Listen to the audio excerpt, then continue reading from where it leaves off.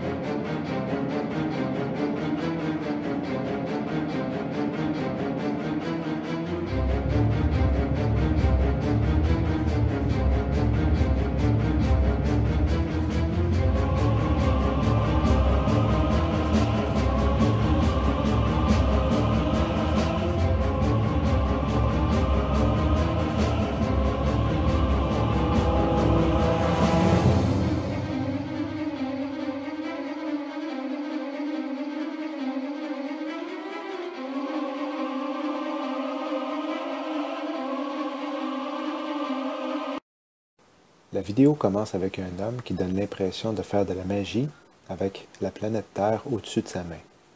Ensuite, le globe ressemble à un accouchement et se positionne sur le centre d'un écran d'un ordinateur. Au-dessus, un titre s'affiche qui dit « Emplacement désigné ». Tout au long de la vidéo, l'homme a ses doigts de la main droite dans la même position qu'Obama les avait lors de son geste au Congrès et au souper de correspondance.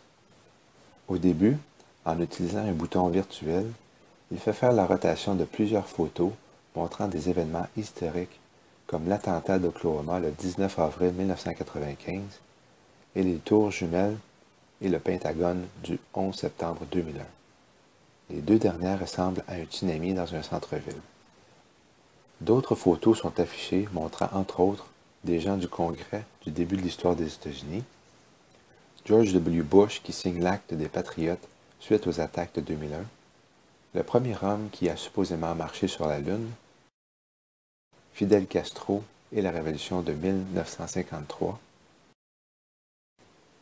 et une parade militaire de la Corée du Nord. À la fin, le fondateur des Illuminati, que la secte a vu son début le 1er mai 1776, remplace le visage de celui qui faisait dérouler les photos sur l'écran, comme si le message était que, même s'il était mort, les événements allaient s'accomplir. La vidéo prend aussi le soin de mentionner Edward Snowden et la date du 19 avril. Elle était la dernière journée du sommet des Amériques, alors qu'il révélait la surveillance mondiale d'Internet, des téléphones portables et autres moyens de communication, principalement par l'Agence de sécurité nationale américaine.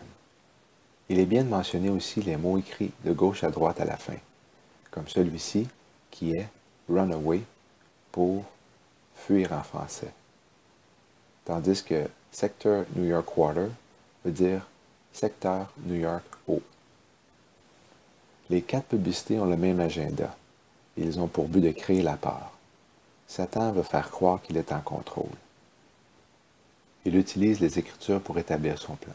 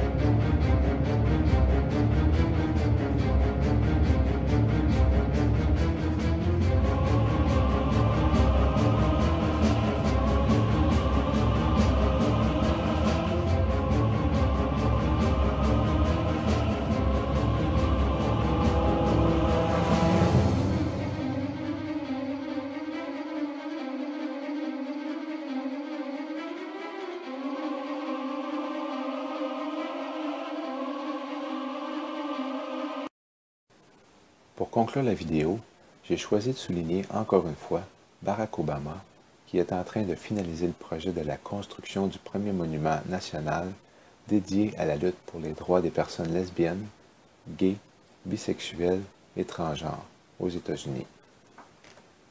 L'Agence fédérale qui s'occupe des parcs et monuments nationaux américains a annoncé le 3 mai dernier que le soulèvement de Stonewall de juin 1969 serait commémoré comme un temps fort de l'histoire contemporaine. Les émeutes de Stonewall sont une série de manifestations spontanées et violentes contre un raid de la police qui a eu lieu dans la nuit du 28 juin 1969 à New York, au Stonewall Inn.